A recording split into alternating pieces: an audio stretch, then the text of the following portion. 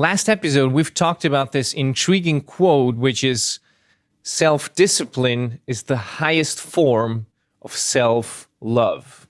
And I told you that I really disagree with it when I think about it in depth. Because it sounds like a very cool thing to say. And then again, it kind of obfuscates these words. So it's really kind of very easy to kind of put yourself in this vicious cycle of trying to pursue something that you actually don't get. Okay, and in today's episode, we're going to look at this in depth. We're going to look at the story of how I actually kind of cheated my life out of life quality through self-discipline, and how that really bit me and put me off for so many years. And we're going to look at self-love and what it really is in the true meaning of this word.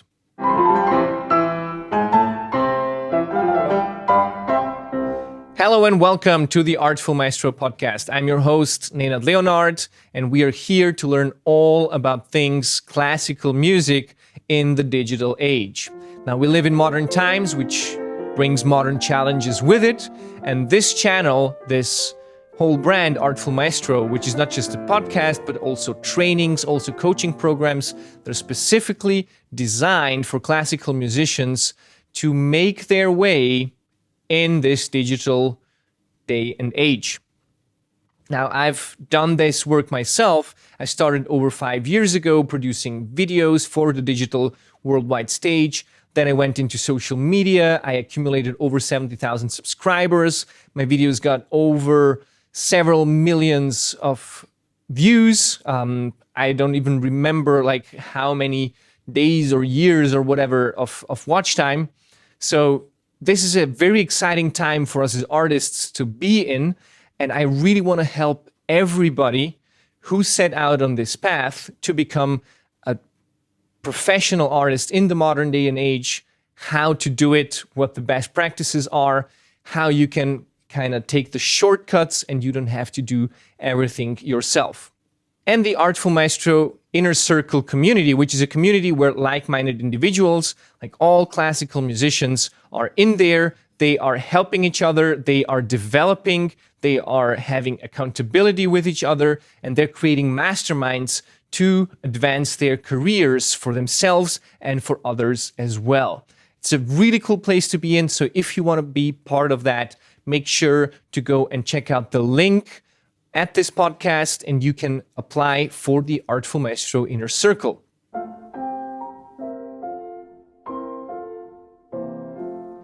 So in today's episode, I want to talk to you about how I kind of messed up my life with self-discipline by thinking that self-discipline is this great thing, and by practicing it, nothing can go wrong. So we kind of looked at it a little bit in the last episode, and I especially emphasized like the bad part of self-discipline because, okay, I get that. Most people out there, they aren't disciplined. Like that's one of the huge problems of this world. And then like that's the first stage, right? People are not disciplined. And then we have the people that start using discipline, and that's like the next stage. And you being a musician probably, actually very highly probably tells me that you are somebody who has put in a lot of work and who knows what self-discipline is. Because you wouldn't be at the place where you are today if you haven't done the things that you did and if you haven't sacrificed all these things that you have sacrificed.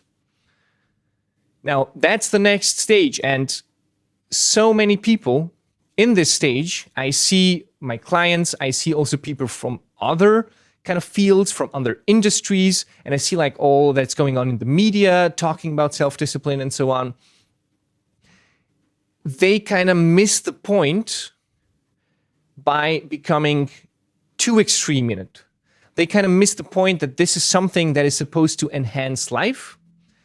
And for them, it kind of gets out of hand and it becomes like this perpetuating thing where it's done for its own sake. Like thinking, oh, my life quality is going to get better. My life quality is going to get better, but they're actually making it worse and worse and worse and worse. And this oftentimes leads to health issues. Like, how many musicians do you know who have serious health issues?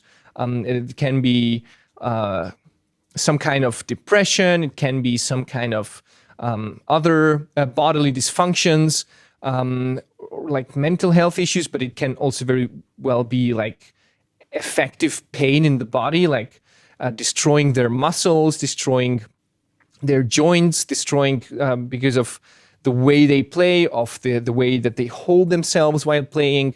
Like, I know almost anyone, well, actually, I know almost no one that didn't have at some point some kind of injury or issues when playing music. So this is a huge thing. And people just misapplying self-discipline in these fields to the detriment of their own health. Wow, that's actually crazy. And so that's the next stage. We have the first stage, people know discipline at all, and then like doing self-discipline, but not really understanding what is beneath that. Like, not really understanding what's behind all this. And like the next stage would be to actually step away from discipline. Wow, I can't believe I'm saying this right at the beginning of the episode. But the next stage is stepping away from all kind of discipline, from everything that you're doing, and actually diving deep into yourself to find out, who the fuck am I?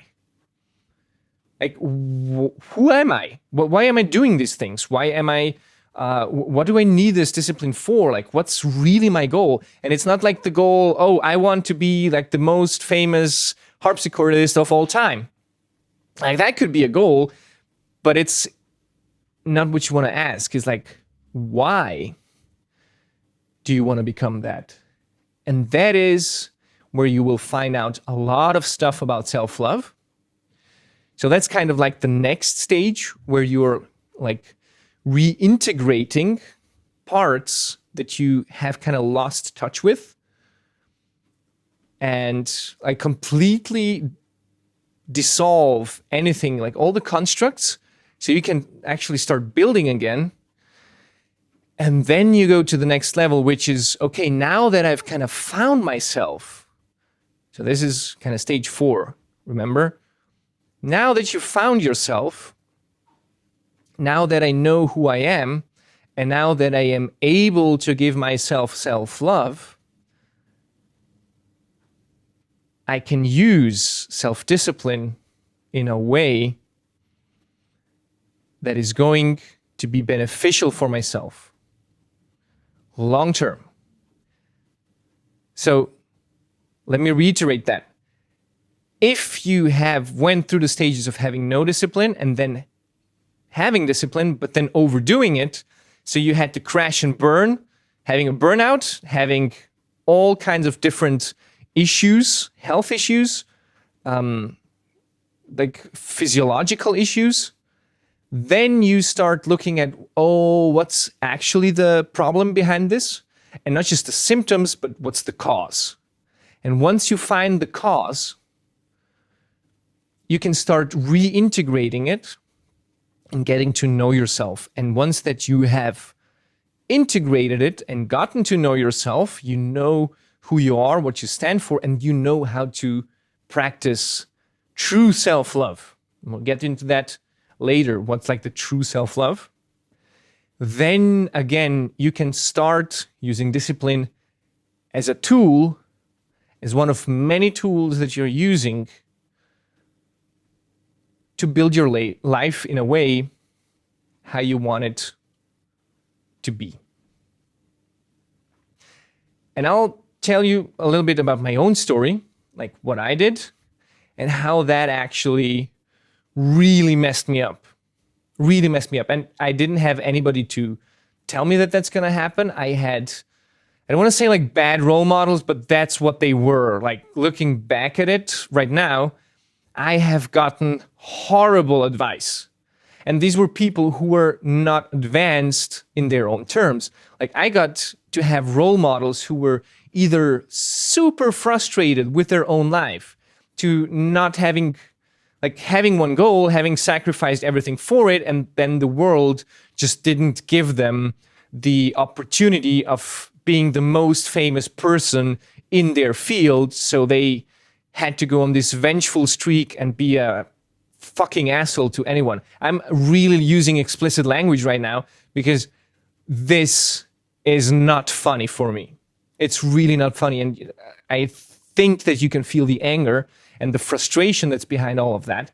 Because let's face it, it would have been great if I would have had at least one person who was somewhat capable. But all of them were faulty in one or the other kind of way. And through their own like faults or like their psychological defects, they have put me in the same place where they were. So it's like kind of transforming this kind of issues, like mental issues. If the teacher has one, very high probability that the student is also going to have one as well. Even if they don't have it, just by learning from them, their teacher, they're going to develop it. I had another person who was also kind of successful, but I know that they always were too late. They were always, they had a very chaotic life. They couldn't sleep at night because they were just worried all the time. They had all different kinds of stress issues. And I was actually looking up to them and thinking, oh yeah, that's really cool what they're doing. Like, okay, they have these stress issues, but that's like not going to be me. I'm going to do it better. But all the rest that they do, I'm going to do because that's kind of cool. It just doesn't work that way. Like if you really want to grow to a place where you want to be, you need to find a person that is going to be at that place. And I just didn't have that.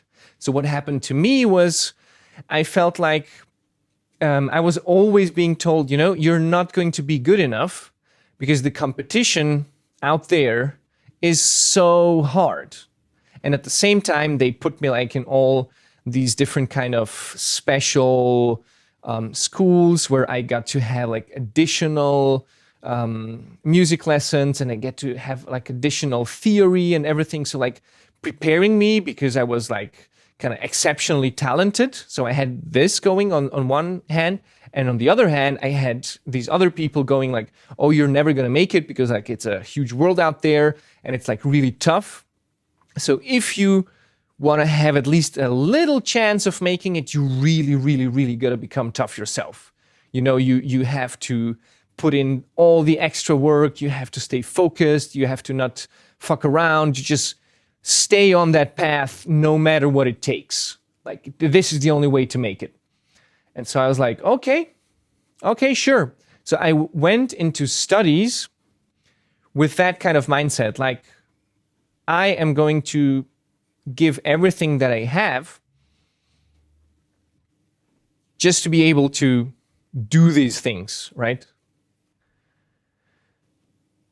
And I started doing that. And first it went great because I felt like, oh, this is rather easy. Look at these other assholes. They're not even doing like half the work that I'm doing.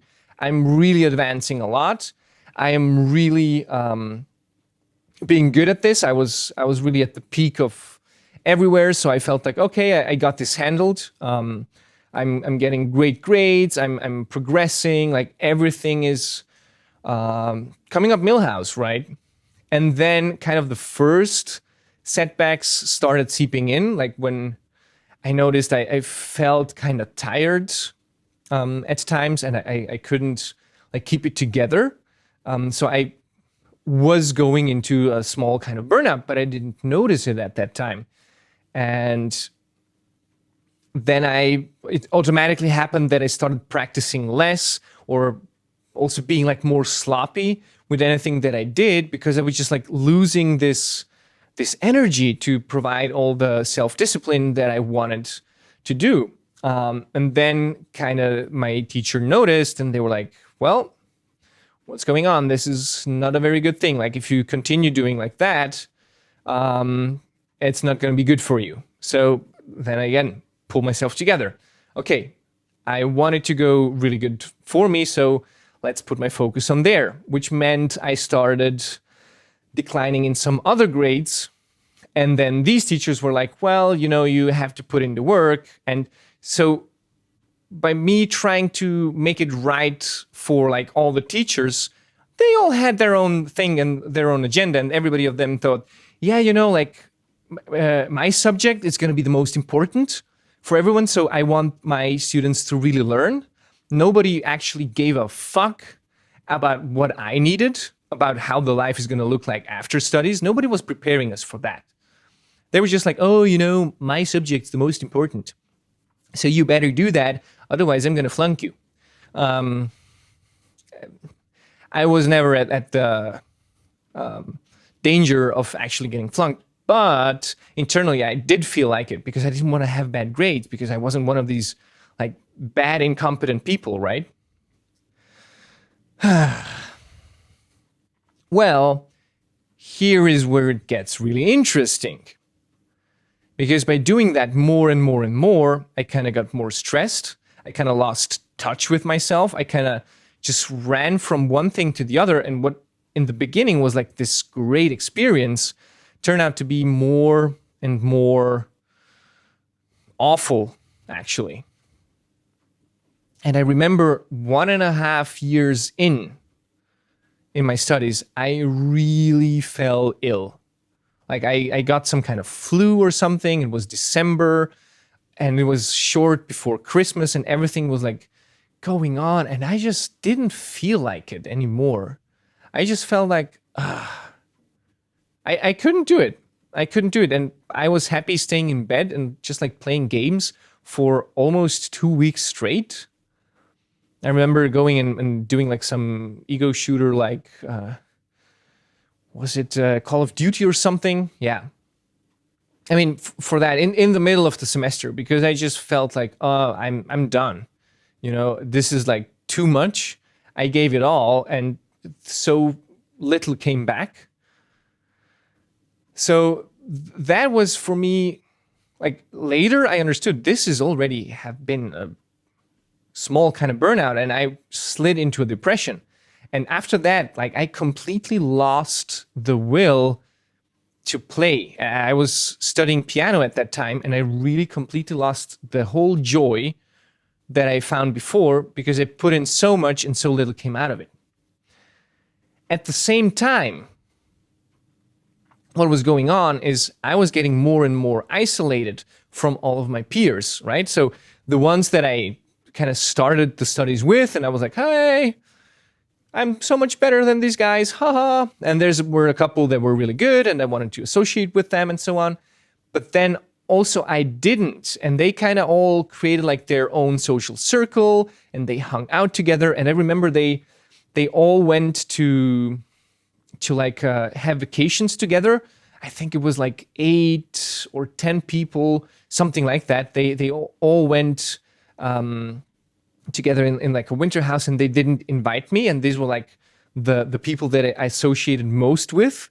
And I remember that hurting like a lot. I remember that like realizing, okay, I'm not even part of their group. I'm like completely alone and completely isolated.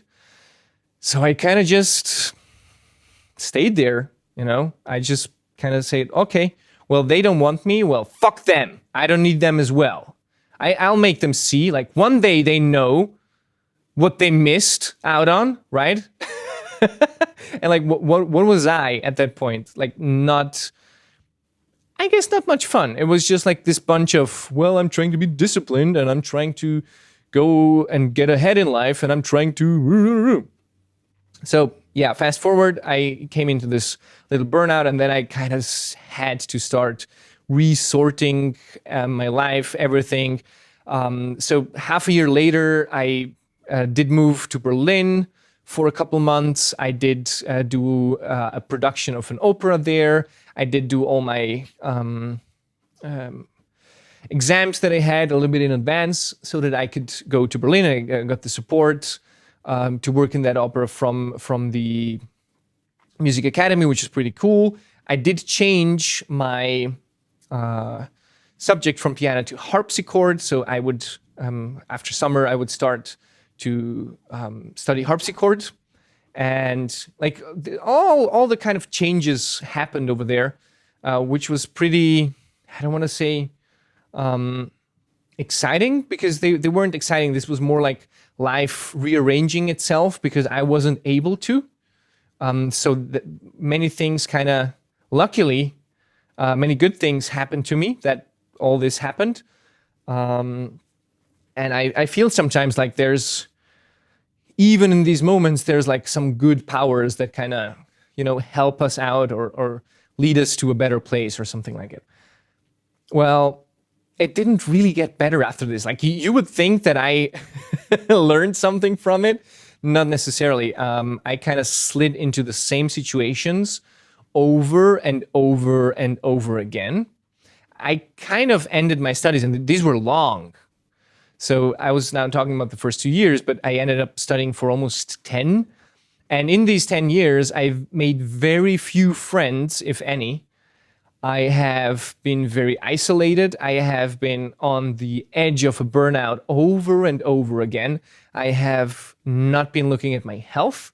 I have been not really looking at my physiological issues. I have definitely not been looking at my mental health issues. These were all kind of, everything was pushed on the sides.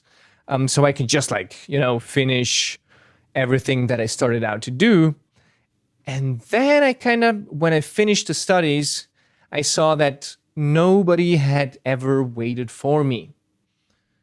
Like there was this whole world out there and nobody's inviting me to do anything. Nobody is actually interested in just, getting to know me or appreciating my excellence that I've built over the years, or like seeing all the things that I've done. And I was like, what? Why is this not working? Why everything that I worked for, like that people told me, this is how it's done, these things have not been working. And yeah, pretty quickly I realized that everything that I have been taught was not necessarily wrong, but it sure as hell wasn't right. Like that wasn't the stuff how you make money as a musician. That wasn't the stuff how you market yourself. That wasn't the stuff how you get in touch with others. Again, like I had zero connections, and I saw all the small groups of, I'm just gonna go ahead and say what I thought of them. Like I thought these are B-rated musicians, like, I don't want to play with them. Like, why on earth will I play like with B-rated people? And I saw them like kind of inviting each other to different kinds of concerts, and one was organizing there, and they ended up playing more than I did, which wasn't fun for me at all, right? Damn, and I'm just saying all these things and putting them out there. Come on, am I nuts?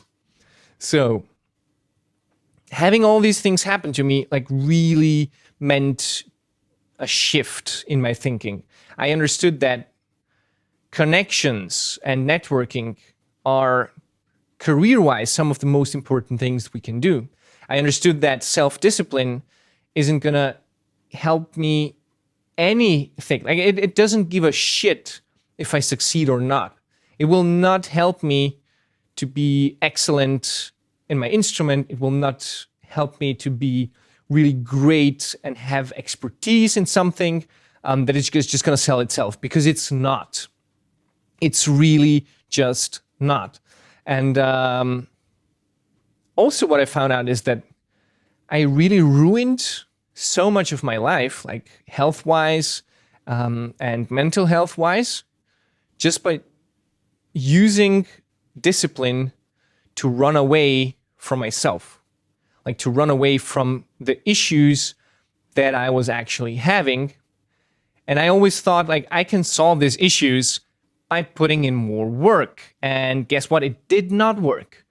It actually so hard did not work that I was like, oh my God, this is amazing that certain parts of life actually don't require you to put in the work, but actually require you to just maybe look at them, appreciate them, and let them go. And now that's something that self-discipline does not teach you. And that is where we are going to start to talk about self-love. And talking about self-love, I've heard another quote recently that I think is the real deal. Like stage where I'm at, I feel like this is the most true thing that I've heard.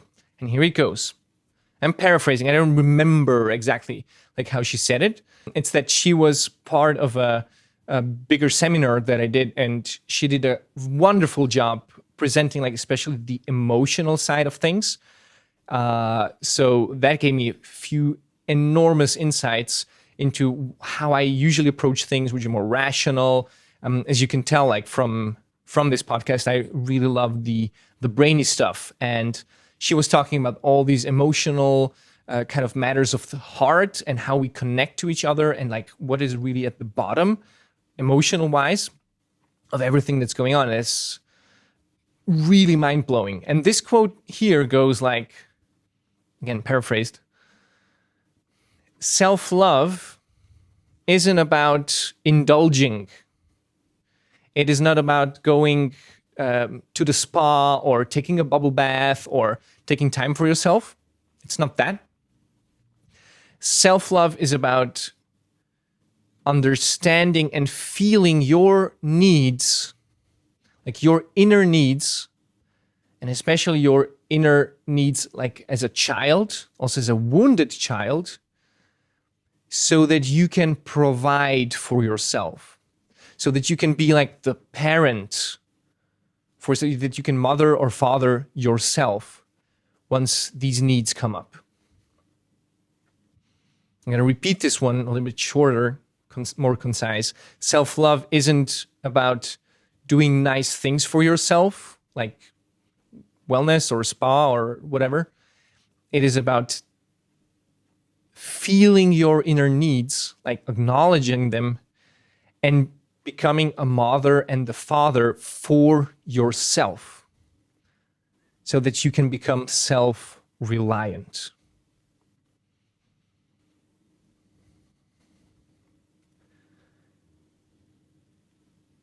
And comparing that to what we talked about, self-discipline,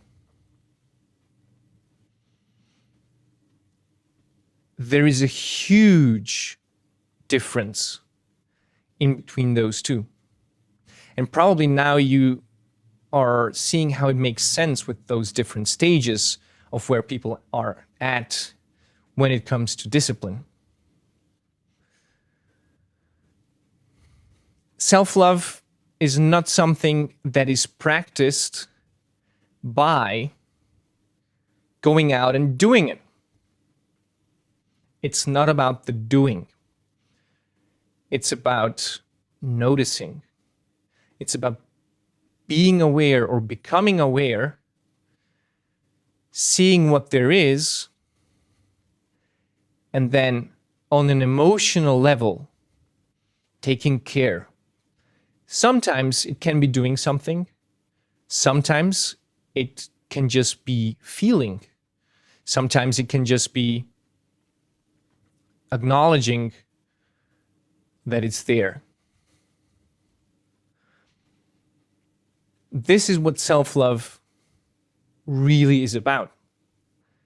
And I've been learning about this just recently, like in the past 1.5 years or so, where I really started to dig into the depths of my psyche. Before that, I kind of tried. I kind of went into doing these kind of things, but I always thought that I was doing them. I wasn't necessarily doing them. It was more like, again, like doing something for the sake of doing, so I feel like I'm advancing.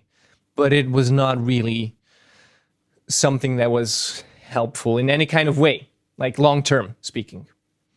And like looking at this self-love, when you start to parent yourself, there's some kind of things that goes into these these things that we do, right? Like one of it is self-acceptance. So like really accepting all of ourselves, like all the good stuff and the bad stuff, again, without doing anything, just embracing those and having no judgment, having no shame. Like if you can do that, you're into self-acceptance. And then the next stage of that would be to go into self-love. Because once you accept them, you don't feel judgment or shame or anger or frustration at these things, but you just accept them as they are. And then again, the next stage would be the self-love, where you love yourself for actually being that way, which is kind of crazy. I remember a coach, a really great man, that told me this, that when he has his daughters, and he has like 2 teenage daughters, sometimes they would kind of trigger him and frustrate him. For example, I don't know, like when they leave, he said something about, I think, the toothpaste in the bathroom, or like he goes in the bathroom and everything is like full of makeup or stuff like that. And then his initial reaction would be like anger, like, why the fuck does my bathroom look like this? And then his second reaction would be, oh, there will be a day in the future where they will move out from here and I will miss them. I will miss them. I will miss not having them around. And I will actually even miss having like such a crazy messed up bathroom because they were putting in makeup here. So that's also something that I'm going to miss in the future. And I think there's a wonderful example of how we can look at things from different perspectives and how we can actually get into these feelings of love. How you can actually start loving the things that you are less than perfect at. Self-care is really taking care of your needs. Like we have our basic needs like sleep, like food, like drinking, like having rest, like going out, being in nature, or connecting with others, all these kind of needs, movement, of course, as well. When we have these needs, self-care is actually taking care that we can have these needs met. And it also means proactively looking at what do I need right now. And as I've also mentioned before, it also means like what's like my inner child needing right now, and how can I give it what it needs. Self-respect is another one, which is basically all about setting healthy boundaries for yourself, so that if somebody from outside steps over your boundaries, or anything happens that might not be to your liking, that you have the tools how to express it to them and how to actually establish your boundaries and make sure that they are still being safe. Again, this has a little bit to do with the parenting, right? Because the parents were supposed to do that when we were little. So that was their job, to protect us from people from outside overstepping into our boundaries. And this is now your task. Like, you're grown up now, so do make sure that you can take care of your boundaries. And then there's the self-compassion. So this is just like being kind to yourself, and especially in the moments that are not as positive, like failure, like imperfection, like pain. To really offer yourself the understanding. And you will see that there is also, I guess, probably some of you are screaming internally right now, but that is against self-discipline. You will find out in time. You will find out. When you are able to offer yourself kindness, this is not having an excuse for why you did something or didn't do it.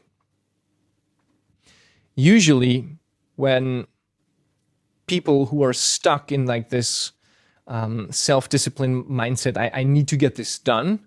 Like when something goes horribly wrong, they will either blame themselves so bad that this goes into a negative spiral, or they will project it onto others. They will be like, this other person, it's their fault, or project it onto the circumstances or whatever. And usually you can tell by the emotion that's behind what's being said where they're at. So if somebody is doing self-discipline and they're getting angry, like I directly know, okay, they are at the first stage. So they might be getting angry at themselves. They might be getting angry at other people, but they are projecting because they are not in self-compassion right now, which means they are not practicing self-love, which means they're practicing some kind of self-discipline, but for a different kind of sake. And this is just scratching the surface of it all.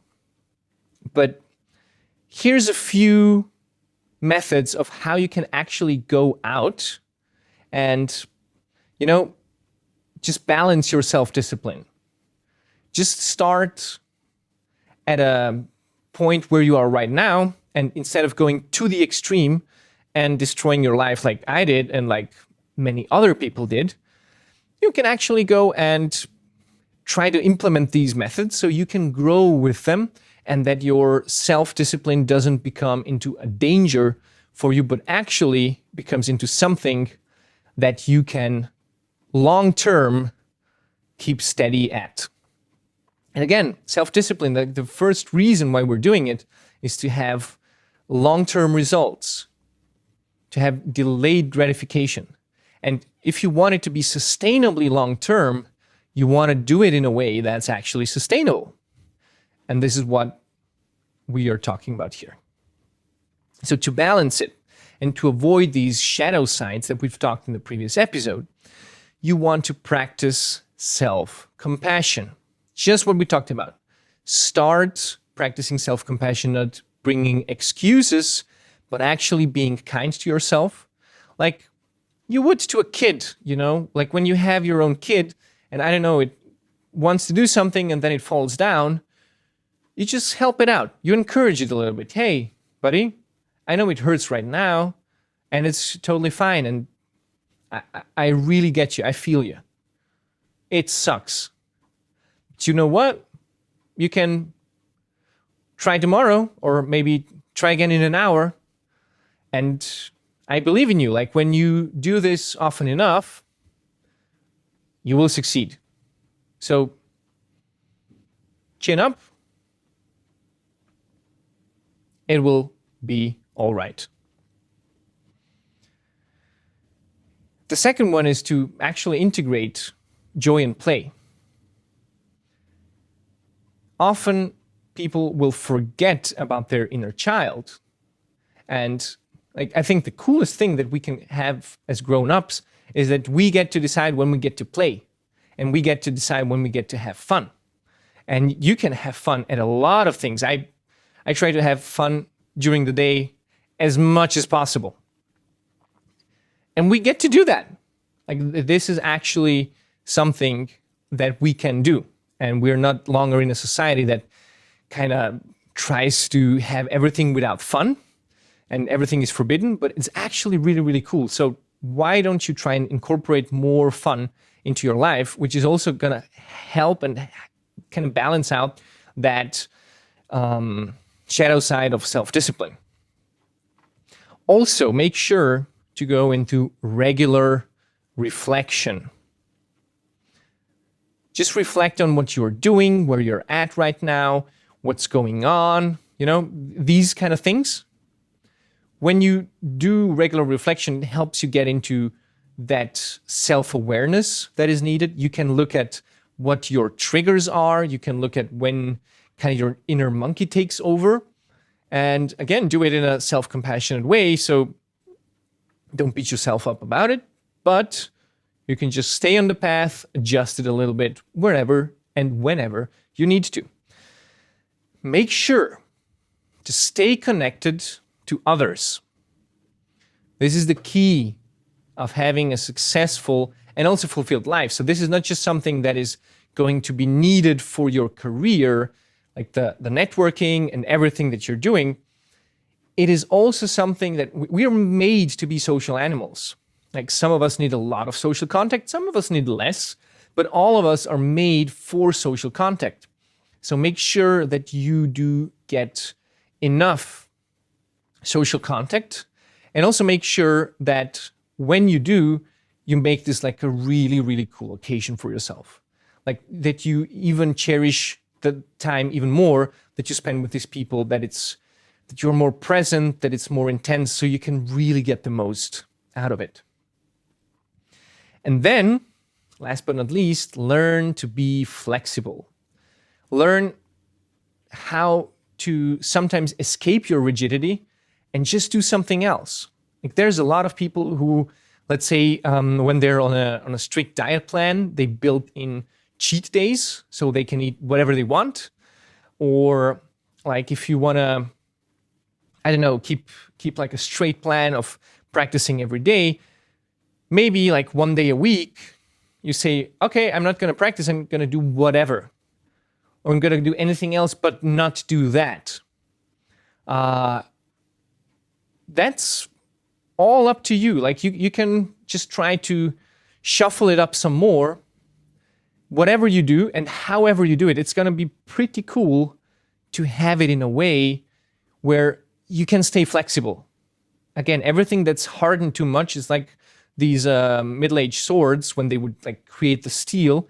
If the steel is too hard, at a certain point it would just break. So for it to be really able to withstand combat, you want the iron to be created into steel, which is not fully rigid, but still has some flexibility in it. And it's the balance, right? You want to have the strength, you want to have the stability in it, but also you want it to be a little bit flexible so it just gets the right point. Let me repeat those balancing self-discipline points again before we wrap up today's episode. So it's practicing self-compassion, it's integrating play and joy, it's going on to regular reflections, it's about staying connected to others, and being flexible. Let me know what you thought about today's episode, what really resonated with you, what points are something that you have learned, and what things that you think that you can even teach others. Actually, just go ahead and say, hey, I learned about this and I think this is really valuable and I think you could profit from this. Because by doing that, you're also helping others out have a better life. I hope you got a lot out of it. I hope you will have a great time, and I will see you in the next episode.